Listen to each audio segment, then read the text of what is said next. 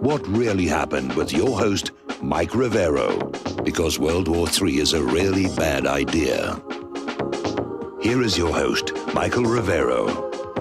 And aloha, America. Welcome to our show. It is Friday, February 7th, 2020. Thank goodness it's Friday. Thank goodness it's Friday. Thank goodness it's Friday. The phone lines are open, 800-313-9443. Mike is in our control room, ready to answer the phone, put you on the air with your comments, questions, and observations. And it is now official. The paperwork is done. I will be going home back to my domicile, 8 o'clock in the morning next Tuesday. So Tuesday's show will be live from my main broadcast setup where we won't have to deal with this very flaky internet that we're dealing with where I'm currently located. And because of that, we're going to do today and Monday what we did yesterday, which is hour number one is going to be live, probably followed by 2 hours of best of replay, just because I don't trust this internet to stay up. And I don't want to have to flip back and forth between the internet and the phone and the internet and the phone. And I know I could tough through the show that way, but at this point I'm like, figure, why should I go on doing this craziness because somebody else, couldn't get their internet working properly? I mean, it's shocking to me that the nation that invented the internet has such poor quality internet at the consumer level. I mean, places like Japan, they have gigabit into consumer homes right now. And we're still dealing with, uplink speeds of like maybe 20 megabits per second. I mean, it's just, there we go. Okay, now, so we're still dealing with the aftermath of Iowa.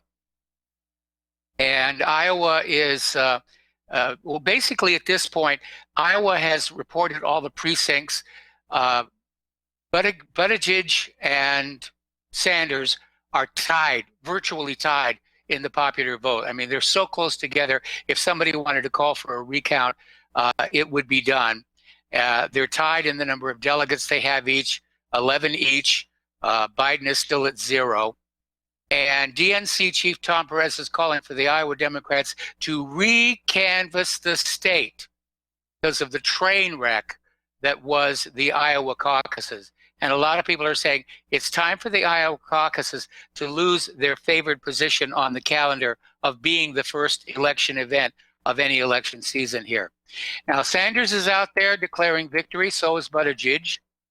And I guess both of them can because. And this is Michael. I'm back again. Yes, our internet went down again.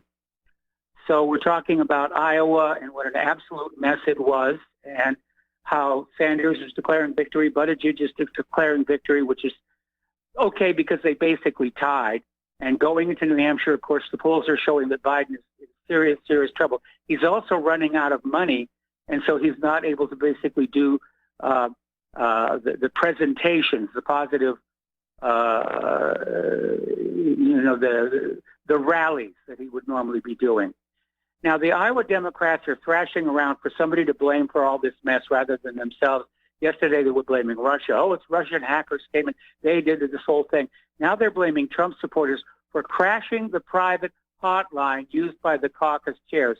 Because, part of the story is that when the app went down, the caucus chairs tried to use the phone line, which was a backup system, to report the totals to the Central Tabulation Center. And they had to sit on hold for a very long time. There weren't enough operators.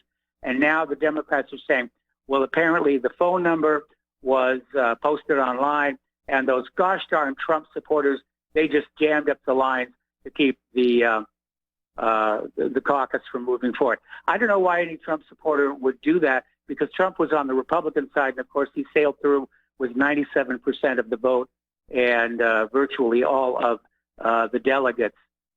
So anyway here, apparently Mike Bloomberg netted 20 popular votes in Iowa after spending $200 million. That's basically $10 million per vote. Not a good cost per vote ratio for a campaign. For $10 million, I'd vote for Mike Bloomberg. Let's be honest here. So according to the latest polls out of New Hampshire, Sanders leads, Buttigieg surges into second, Joe Biden's collapse means trouble for the Democrats. 25% of those likely to vote in the Democratic presidential primary support Bernie Sanders, putting him in first place. This is a Boston Globe, WBZ-TV, Suffolk University poll. Now, former South Bend, Indiana Mayor Pete Buttigieg moved into second place with 19%, so he's well back from Bernie Sanders. Although Buttigieg is surging, he was only 11% last Monday. Now he's at 19%.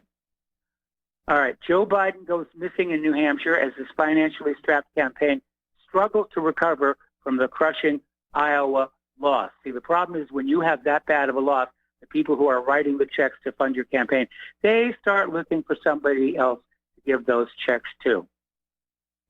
Now, getting on back to the impeachment, and it's very obvious that Nancy Pelosi's tearing up of the script has backfired on her. She's drawn a huge amount of criticism about that.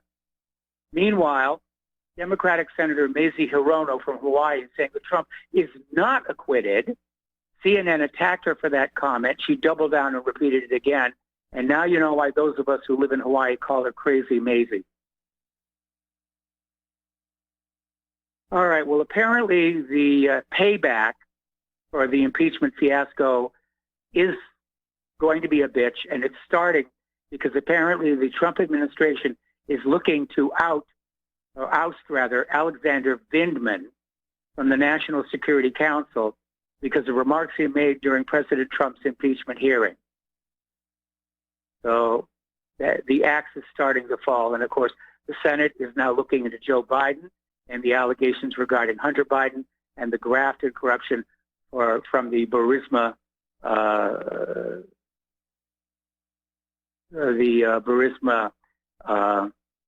gas company. Okay, let's see. Let's hit this. I'm trying to get things connected back on the internet while I'm talking to you. All right, immediately after Trump's acquittal, GOP senators demand Secret Service records on Hunter Biden's travel. And the Senate gets highly sensitive Hunter Biden records after a letter to the money laundering unit in the Treasury Department. So it looks like there's a lot more going on that we don't know about just yet, and they're looking into all of that. So, yeah, the backflash is going to be very, very, very serious. As well it should be. I mean, this whole thing was a joke. Now, one of the things I really like that Trump did, when he had his speech about the impeachment yesterday, he made a point of thanking his family for standing by him when dealing with all of this impeachment nonsense, because it had to be rough on all the Trump family. You know, they had no idea where they're going to have to pack and leave the White House. And so I thought it was really great. I mean, as disappointed as I am in a lot of his other decisions and actions, I thought it was very cool the way that he brought his family in and said, thank you very much for standing with me, because that kind of familial loyalty can be really, really important. Okay, now let's see. Over in Israel, actually in Syria, Israel carried out a missile attack on Damascus. And one of the things that they did, and they do it a lot, they used a civilian airliner as a shield. In other words, they'll find a civilian airliner that is flying into the airport where they want to go and bomb, and they'll sort of park their airplanes in the radar shadow of that civilian airliner. And that, unfortunately, makes that civilian airliner a target in the event of a retaliatory strike coming from the ground. And apparently this airliner, an Airbus with 172 passengers, almost fell under the fire of the Syrian army when it repelled an Israeli attack near Damascus. And the plane had to be flown to the Russian air base and landed there rather than the Damascus airport. So this is something that Israel does all the time. And you have to wonder how many times has a civilian air crash in that part of the world been caused by Israel warplanes hiding in their radar shadow. All right, now, as you know, the major rationale for the U.S. administration for the drone assassination of IRGC General Qasem Soleimani and commander of Iraq's Popular Mobilization Forces, Abu Mahdi al-Muhandis, was the December 27th rocket attack on the K-1 camp in Kirkuk, which housed coalition forces.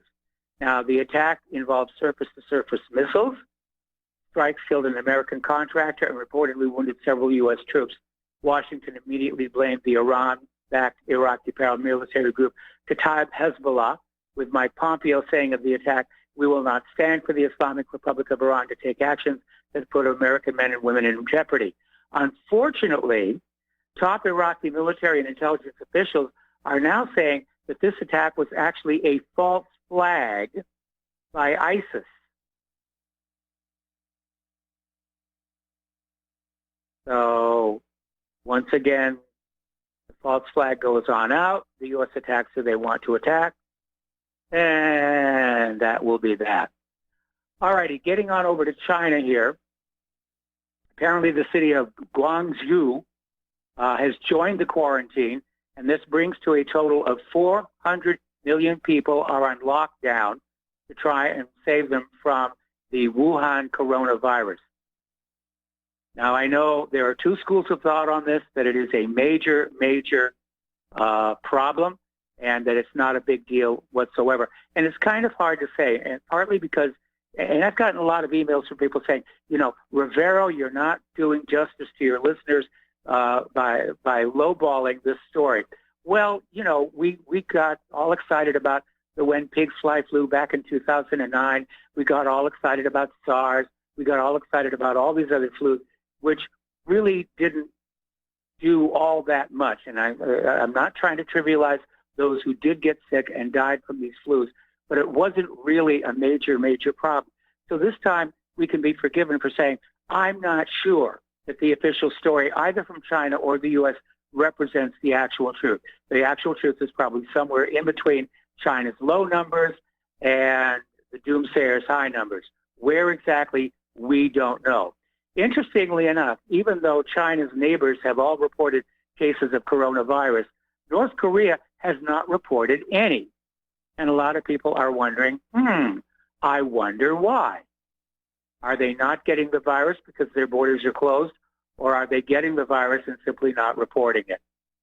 Now, Jackie Chan, who's a movie star, martial arts star, and I actually got to meet him in Honolulu, he's offered a reward of 1 million yuan, which translates to $197,000 U.S., for the development of an antidote to the coronavirus that originated in Wuhan City.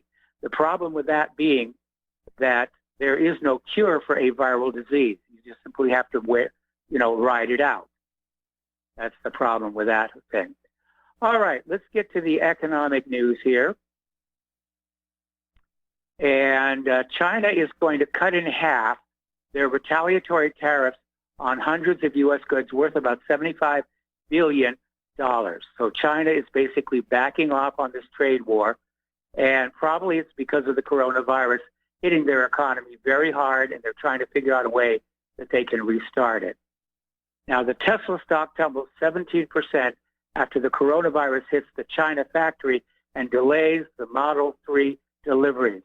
But the company is still worth more than the big three automakers combined. Now, to me, that is saying, like, there's another mania, like tulip mania or silicon mania. I think Tesla mania is going to join that, because everybody said, I mean, the company is performing so poorly, and yet its stock keeps going up and going up and going up. And I'm definitely smelling the tulips here. Definitely, definitely, definitely. Okay, now, whether you call it quantitative easing or not, the Fed is monetizing the U.S. debt. And what they mean by that phrase is they're simply printing up the money to try and pay off the debt. And they're trying to inflate the debt away. And the problem is that puts a tremendous inflationary pressure on the U.S. dollar, which means the money in your pocket, after you've earned it, after you've traded your labor for it, that money is magically losing value and purchasing power. And that means prices are going to start going up again relative to the value of the dollar in your pocket. So what they're doing is they're transferring that debt from the U.S. government onto you.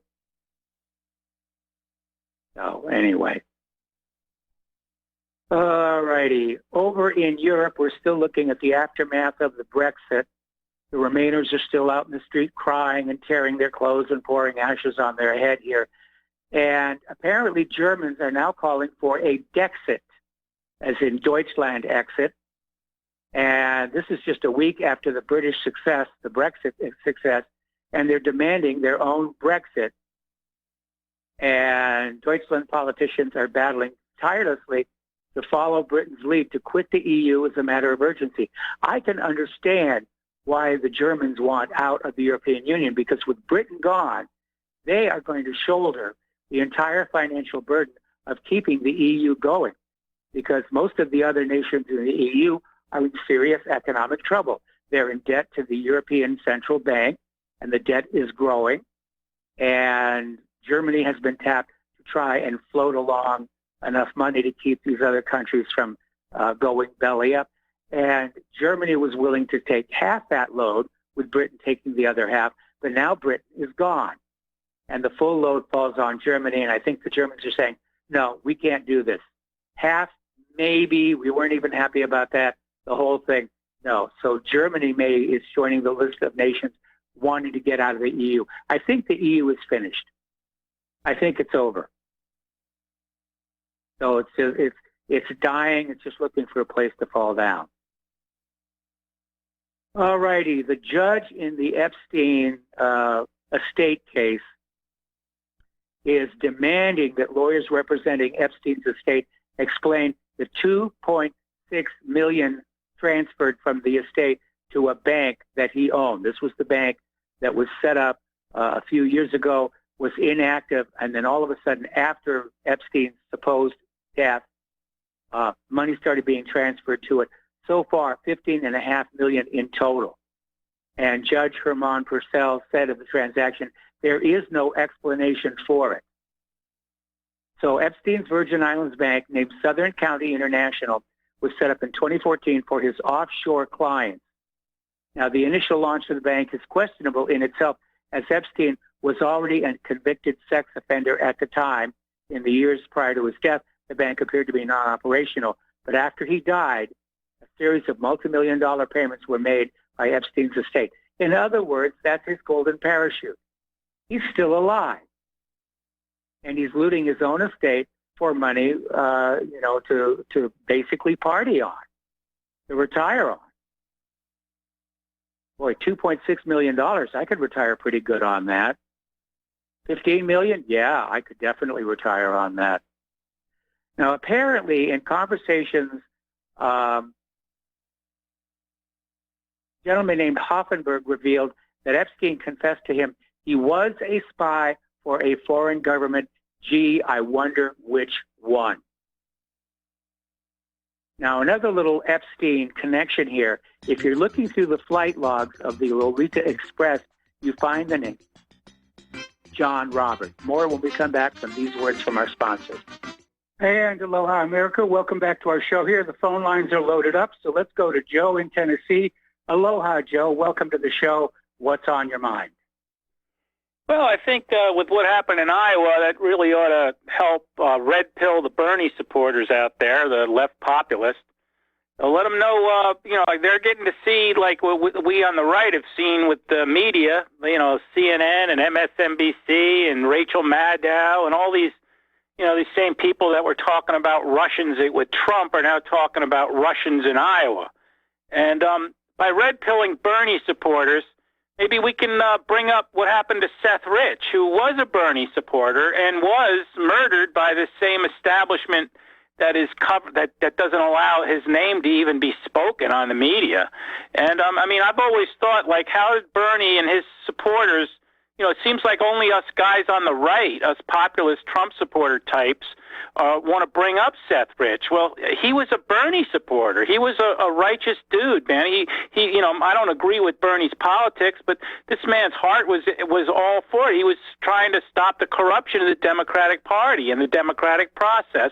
And for that, he was murdered after he gave all the files to Julian Assange. And this is really easy to see, and I'm hoping that by what happened in Iowa, the ground for the Bernie type supporters is a little more fertile, because they seem to understand how Bernie got robbed, but everybody seems to forget how one of Bernie's major supporters was murdered, and murdered to me by the DNC and Debbie Wasserman Schultz and the Clintons and the whole gang of them. And I'm hoping this might spur some Bernie supporters in the media and otherwise, or somebody that has some information about what happened to Seth Rich, to blow this case wide open. It's been too long waiting for justice for this man, and I really don't see Trump or Trump's Department of Justice, with the FBI being run by Chris Wray, a rat fink, ever gonna achieve justice through those channels, because that's not going to happen with Chris Wray in there. They've already found that the FBI was stonewalling on information they had about the murder of Seth Rich. Boy, isn't that kind of funny? But it does bother me that the people that should be fighting for Seth Rich the most seem to have forgotten his name, the Bernie supporter types. And I'm hoping maybe this is the last straw with the way they've been treated by the media and being robbed in Iowa, and that they're finally going to roll up their sleeves and realize their enemy isn't Donald Trump and right populists. Their enemy is the establishment and the establishment media and the DNC, obviously. But that's kind of what I had to say. The one other thing is it turns out Vindman and his brother just got fired. And it's a great day as far as exposing the, I'm going to call it what it is, the Jewish coup attempt against the President of the United States. I mean, we had 7 senators, all 7 of the Jewish senators voted to convict the president. We had Schiff and Nadler, a New York and a California Jew, the California Jewish guy's son was wearing a Mossad T-shirt. And now you have this colonel and his brother, who are both Ukrainian Jews. And now they can go after that ambassador, who's another one. And that, it just seems like when you look at this whole attempted coup against the president, it really did have a Jewish face. And I hate to say that, but I'm going to call it, I call strikes and balls. I'm not going to, work my way around it. This guy, I just don't understand how they can be so duplicitous to Trump, and he's given them so much as far as Jerusalem and carte blanche as far as military weapons and talking good about Israel all the time. It's just very rotten, and I'm glad to see Vindman paying the price, and hopefully it'll continue, and not just against Jewish people or Jewish seditious people, I should say, but against all the other people that have done coup attempts against this president. And hopefully this is the start of the night of the long knives, as they say. Well, I'm not sure Night of the Long Knives is really appropriate here, because the Long Knives were on Hitler's side, which is why the betrayal was particularly onerous.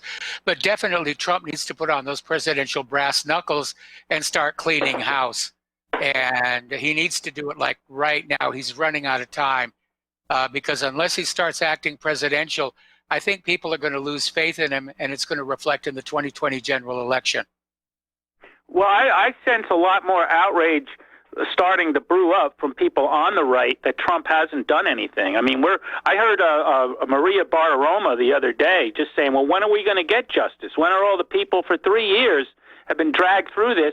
We demand justice. And to Lindsey Graham, and Lindsey Graham said, well, we're going to get it. Now, that's Lindsey Graham. Sure, all we're going to get from him is a stonewall, because he's up to his elbows in Ukrainian money himself. John McCain's best friend is really going to bring us justice. All he's going to do is stonewall, But at the same time, it just shows the outrage that even a Fox, business-type reporter woman can be so pissed off to demand, I got to admit it, we want our pound of flesh. We've gone through a lot. And, Trump's not the only one that's, felt this. And I just want to, it's time. You're the president. Don't whine about how unfair you were treated. Do something, and hopefully this is the start. I hope so. I agree. I'm waiting for him to act like a president. All right, Joe, we got to let you go. We got to take another break here for commercials, and we'll be right back. And aloha, America. Welcome back to our show. We're going to go back to the phones to Tom in Florida. Aloha, Tom. Take a few deep breaths, calm down, and what's on your mind? Hi, good day to you, Michael, and aloha. Yeah, Michael, that your last caller was on the money. He's absolutely right. The Jews are only 2% of the population, but nine of them, you got 9 senators are Jews. You got 29 Congress people are Jews. 2 of them are Republican in the House. And all 9 senators are Jewish, I do believe. Last election, they voted 82% for the Democratic candidate. They're not hardly. Trump gets 20% of the Jew vote this election coming up. I think that'd be very good for him. Getting back to what I really want to call about, and your last caller was correct about the Jews. It's a Jew coup, Michael. We know that. And everybody who calls your show knows that. But the reason I called your show, I want to talk about Willard. I want to talk about Willard Rat Romney. Willard the Rat. His real name is Willard the Rat Romney. I was reading a story about Romney. His family came out of Mexico. Actually, New York, but they went to Mexico because of polygamy. And they were down there. There's a big group of people by the Cholula, Mexico. I don't know if you know that. There's a big Romney family down there. Do you know that, Michael? No, I did not. You can look it up on the computer when I hang up. There's about 300 of them. They live in Cholula, Mexico. The Romney family is very prestigious there. A lot of them moved back because they were getting kidnapped. Matter of fact, he had one of his second cousins got kidnapped not long ago. And they're very well armed over there. They protect themselves. They grow wine. They have vineyards and all that. And it's really interesting reading that story about Willard the Rat Romney. How he backstabbed Trump here is ridiculous. I believe this guy Doug Jones is going to get wiped out by Sessions, whoever runs in Alabama. But the reason I'm calling your show, and I'm going to get to the virus in a minute, Michael, but I believe after Donald Trump steps down, I believe his son's going to win the presidential election. I believe his son, Don Jr., is going to be our next president after his father. I have a funny feeling because the guy's articulate, looking guy, and I'm just saying that because I think this was going to happen because people are really waking up. All my friends, everybody I know is waking up. They know there's a coup going on. They know the Democrats are full of nonsense. You had that Bernie imbecile. I was watching C-SPAN this now, Michael.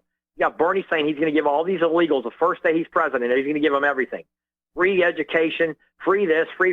Who's paying for this? I'll tell you what's going on here, Michael, on all these college campuses. Then I had a talk with my brother, and I told him, and he even agreed with me.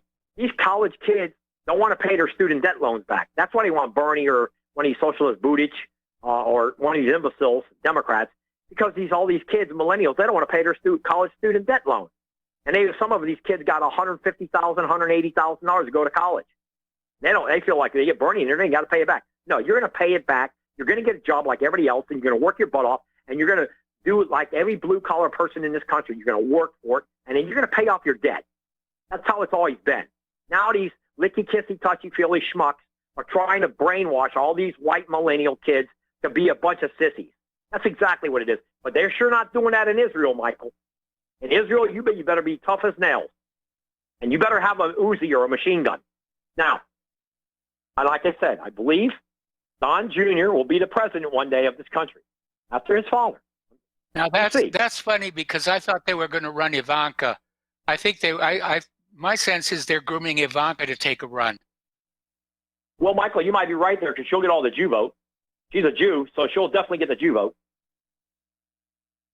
Ivanka will get the Jew vote for sure. And all the Jews, the money will pour into her. I'll agree with you on that. You got to remember her and Kushner are Jews. But, Michael, yes, what they are trying to do to Trump is disgusting. Okay, the Democrats have been exposed. You got Pig Pelosi. Now, you know I call your show all the time, and I'm very bitter about what's going on with this immigration situation. Okay? And they keep pouring in here.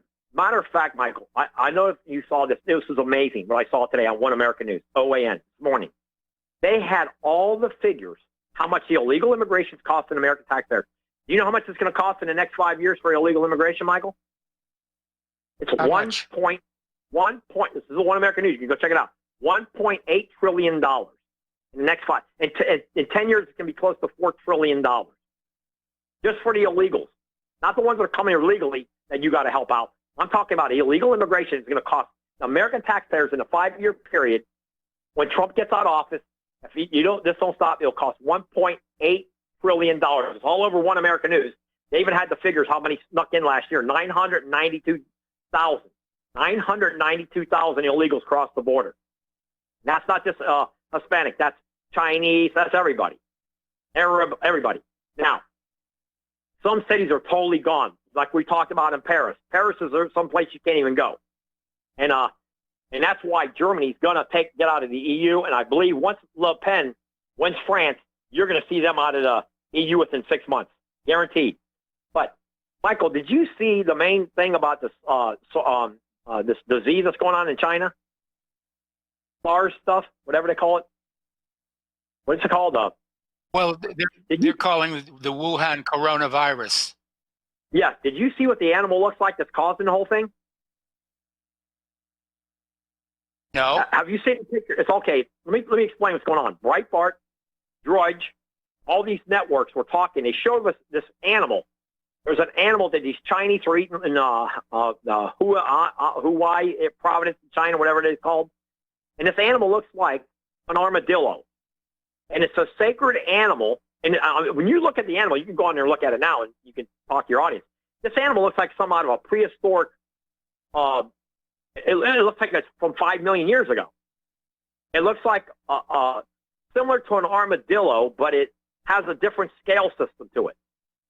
And some people in China say this animal is like a sacred animal that it shouldn't be messed with. It's like a mystical animal, but these people in China, they'll eat anything over there, I guess. And they're eating this animal, and this is where the virus is coming from, this animal. That was on Drudge today. They showed a picture of it. I'm wondering if you have a chance to see the picture of this animal, which kind of looks like an I don't know if it's an armadillo or some kind of a creature I've never seen.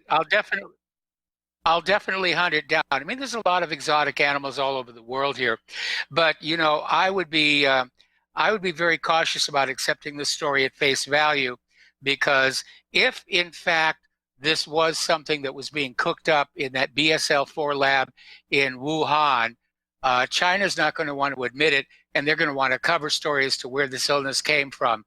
And I remember when HIV first made its way into the population, and they tried to blame that on the green vervet monkey, and that sort of fell apart because HIV can't infect the green vervet monkey. So I would be cautious about this story. Are you there? I guess not. I guess we lost Tom. All right, well, let's switch over to Steve Elkins. Well, Steve, are you there? I thought that the virus was coming from a bat, so this is new to me. It sounds like it's a coast-to-coast AM story with a new prehistoric kind of animal that looks like an armadillo. I think that might be coast-to-coast material. I thought it came from a bat. But that's not what I'm calling about. I'm calling about Donald Trump and now taking revenge on the Democrats and all those involved after the acquittal. And I noticed that Lieutenant Colonel Vindman is now going to be reassigned. Not sure they can fire him, but reassigned. Maybe he'll get KP duty somewhere. But the question is expunged and exoneration. Donald Trump mentioned that, and I guess my question to you would be, how would he go about having this expunged? Because it was an acquittal. It was based on all false information, and it was basically a political strategy. How could he get that done, the expungement, or exonerated from the whole incident off his record? Well, I think most people see him as being exonerated already. But if the GOP takes the House of Representatives this November, then they can literally vote through a measure saying that all mention of the impeachment will be stricken from the public record. And that would be that. Okay. I did notice one person was left out on all his congratulations of a special attack team to defend him, but I did not hear Rudy Giuliani's name mentioned. Did you notice that? I noticed that. Yeah. Wonder why. What do you think? Well, who knows? Maybe because maybe Giuliani brought some problems on him. I don't know. Maybe just didn't want to bring attention to him. But I did notice he mentioned a lot of people thanking him. Rudy Giuliani was not one of them. Not one of them. Hey, to add to Tom's thing here about Mitt Romney, I lived in Utah, and I'm kind of familiar with the guy. He's not well liked, and I think his voting to convict Donald Trump on the first charge, abuse of power, I think that's going to cost him re-election, no doubt about it. But just throw you back to a little bit of his history, aside of the Mexico thing there. He was caught red-handed doing a little under-the-table wheeling and dealing to get the Olympics, the Winter Olympics, the 2002 Winter Olympics to Salt Lake City, Utah. Got caught. Nothing really ever came out of it. His excuse was, this is how business is taken care of. Everybody pays under the table to get the Olympics, and he simply walked away from that. I'm surprised that didn't follow him in politics to say, this is the kind of guy that does wheeling and dealing under the table. He's a dishonest person. I'm surprised that he avoided that label itself. Last but least, the coronavirus. You had a caller yesterday, I can't remember where from, talking about, was it manufactured? You know, it's interesting how these new diseases pop up every year or so. There's something new. It's very, very interesting how these things just kind of pop up. I do believe they are weaponized. They're being created in a laboratory and maybe accidentally getting out or maybe purposely getting out. But I did a little research on something maybe your listeners don't know about. Maybe you know about it. I just found out about it. Back in 1950, the United States Navy had an operation called Operation Ocean Sea Spray. So your listeners may want to look that one up. Operation Ocean Sea Spray, 1950, U.S. Navy.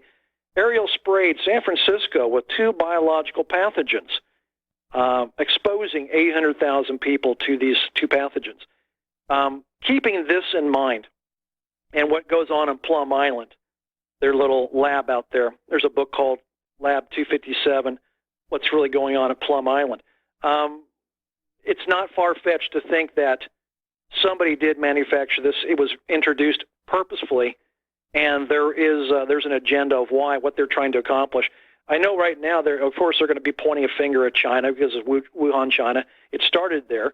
But I think maybe it might have been weaponized to maybe bring down the economy in China. There's a good possibility. There's some agenda with it. I just can't believe every year we got something new. And here it is. And by the way, the pharmaceuticals are going to cash in on this and be exempt from any kind of litigation because, well, they're saving lives, right, with the vaccine. And you're right, the vaccine, a viral vaccine, is not going to work because we have nothing that goes after viruses. Bacterial only. Viruses, no. So that's all I got to say, Mike. You have a great show, but your listeners, look it up. 1950 Operation Ocean Sea Spray. United States Navy sprays San Francisco. Have a good day, Mike. I'm back. Okay, here we are. Boy, all the technical issues. Okay, we are going back to Tom, who was disconnected by mistake before. Tom, are you there? Okay, Tom, are you there? Yeah, I'm here. Michael, can you hear me? Yes, I can hear you. What's you have more that you wanted to share with us? Yeah, I want to finish up with a few things. Yes. Number one, Steve was good. Romney, that guy, he's a clown. Okay. Listen, Mike, we know in 2012 he could have bought the picture. He could have probably made the presidency with Obama, Mad Maxine Waters, Al Green, Louis Farrakhan, all these other Jeffers, whatever. There's a bunch of them on that picture that Romney didn't want to pay for. But getting back to what I wanted to say about with that one call, the first caller that I listened to, he was talking about Debbie Wasserman Schultz. And I don't know if I told you this, Michael, maybe I did. When I went to his rally, she had 14, 15-year-old girls, like 10 of them, walking around the BBT Center with signs saying F-U-C-K Trump. And I went up to one of the little girls, and I asked her, why would you have such a filthy sign about the President of the United States? And she goes, because we're getting paid to do it. I said, okay, but that's wrong. And I go, how old are you? You know what she told me? She is 15 years old, Michael. And Debbie Blabbermouth Schultz is out there. Debbie Blabbermouth Schmuck Schultz, Yenta, is out there telling all these young, look like Caucasian girls, walk around and I'm talking about American patriots walking around showing signs of the F-U-C-K Trump, and he looks like the devil and all that. That was the most disgusting thing I ever saw. So, no, these people are not playing fair. These demon rats are not playing fair. They're demonic. Look at Weinstein. Look at Epstein. I mean, it's all a cabal. It's a big cabal, and they're being exposed, and they're really going to be exposed within the next 6 months. I can tell you that right now. They will be exposed. As far as Romney, that guy's a clown. And that guy, Jones, he's going to be booted out. He should have never made – Sessions should have never gave up that seat, that moron. But that seat will go back to a Republican. I can tell you that right now. I got some friends in Alabama, and they're not happy with what's going on. But, look, the whole thing here is it's been exposed. I'm glad this went that way down the way it did. I'm glad Romney never did become president because the illegals will be pouring in here by the multiple millions, or Hillary. I mean, it was the best thing that could happen in this country that he lost. Obama won, and now we got Trump. That's all I can say to your audience because, you know, all this stuff. And by the way, Michael, you talking about that virus. Are there any cases in Taiwan? Taiwan have any of those people sick? Yeah, Taiwan has got people who are sick. They haven't had any deaths yet. Okay, so Taiwan, yeah, because Taiwan's right next to China, and I guess, yeah, I haven't heard nobody dying over there in Taiwan. And I believe Taiwan's a little powerhouse. Go ahead. I was going to say, yeah, most of the deaths are still confined to China, but there have been a few deaths outside of China now. Right. I know they have a ship here in New York that has like 12 nationals that they're not letting them off the boat, or they had a thing on Fox News where this young honeymoon couple was still stuck on the boat and they're all upset. And it's just chaos. But I want to know about that animal, Michael. Maybe you could talk about that later today, or maybe next week, sometime on one of your shows next week, about that animal I was telling you about. Looks like a platypus or a armadillo or some weird looking creature. I guess they're eating the thing. I know they eat dogs and all that, so I don't know. I don't know what's going on with that virus, so maybe Steve's right. It's all manufactured. You know, everybody eats what's in their immediate vicinity to eat, and we shouldn't look down on them because they don't have the American diet, although more and more they do. Anyway, listen, Tom, we're going to let you go because we're running out of time here, and I want to switch over to Peter in Los Angeles. Aloha, Peter. Welcome to the show. What's on your mind? Yeah, hi, Mike. I wanted to say I agree completely with Joe from Tennessee, and I also agree with what Steve Elkins said. We talked yesterday about the very suspicious nature of all these viruses coming to. I want to point out two things, and I've sent you an article, and I saw you ran something a day about how an article about how the Iowa debacle is where they claim it's incompetence. It really may not be. That it may be designed to be that way. And I've sent you an article a couple of times by Whitney Webb at mintpress.com. And Whitney Webb is a person I highly recommend, by the way, that you have as an hour-long guest or longer. She has written the most complete treatment of the Epstein thing, and she's also written this article called "Manufacturing Fear: How Government and Media Are Prepping America for a Failed 2020 Election," and its connections to an Israeli tech company that is handling all this stuff. The other thing is with the Epstein thing, I thought it was highly interesting that Judge Roberts was also implicated in Epstein. Yes.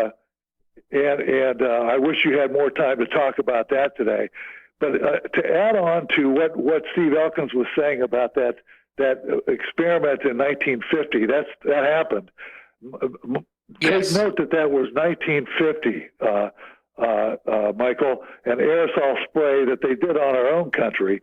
Of course, the Korean War may be prepping for what they were going to do, and I sent you something on that, by the way, about the yes, I did, and I put it up there. I put it up there. I mean, people died in San Francisco. You know, they underestimated the lethality of the pathogens they were using as test objects. And Mike, the question I asked yesterday is, could we do that with all these viruses? And of course, we have the capability to do it, obviously. The second part is, would we? And I want to, some things I forgot to mention were that we're the only country that's dropped the atom bomb. we're the people behind. We gave when Iraq and Saddam Hussein gassed his own people, we gave him the gas.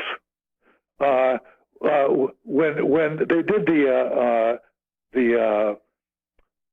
the thing in the Tuskegee experiments, where they did fatal experiments on black people for 40 years, from Roosevelt through Carter. Would we? Could we? Yeah, we would do that. We would definitely do that. And I hope we didn't, but it wouldn't surprise me in the least. But Whitney Webb, Mike, would be a great. She can talk Epstein. She can talk the political corruption. She can talk the connection between the elections and all this stuff and MAGA and everything else. And she is really, I know she is.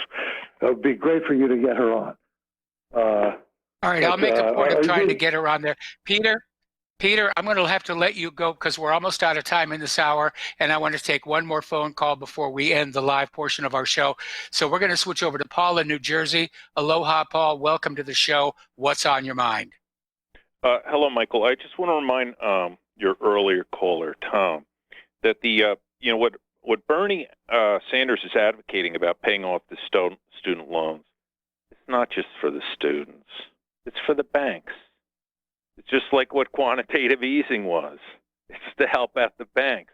The government, Bernie helps out the banks and does some capitalist stuff.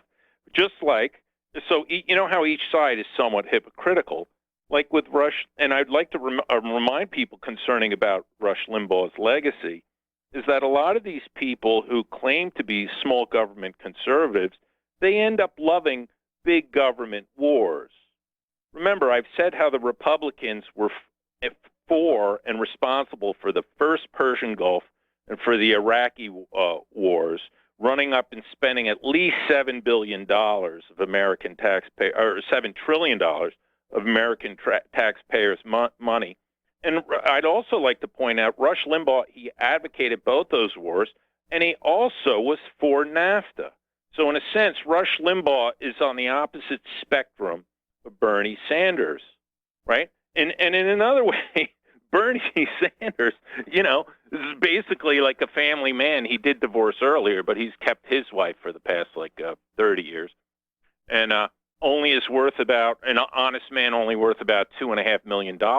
Well, Rush Limbaugh, he basically made his money by being just the mouthpiece of the corporate oligarchy and doing the business of the military-industrial complex, and channeling money through his promotion of rhetoric and spreading of his conservative ideology among the American people as a propagandist that he is. And so remember that about Bernie Sanders, fellas, when you're thinking about what a demonic socialist is. I mean, what did he do? He tried to keep jobs in the United States, being against NAFTA. He wanted to keep American corporations from creating a Rust Belt and sending jobs to China and to Mexico. He tried to reduce military spending and not have violence in Iraq and destabilize the Middle East. That's what that socialist Bernie Sanders advocated for. So I'd like to remind you guys that. Take a look in the mirror and take a good look and review that history of who owns those wars. It's the Republican Party and the likes of Rush Limbaugh. On that note, thank you. Well, there's the music. I'm going to say aloha to everybody because the network failed over at Michael's place again. So we'll be back on Monday for another hour, and he's going home soon. So stay safe, everybody. We'll catch you later.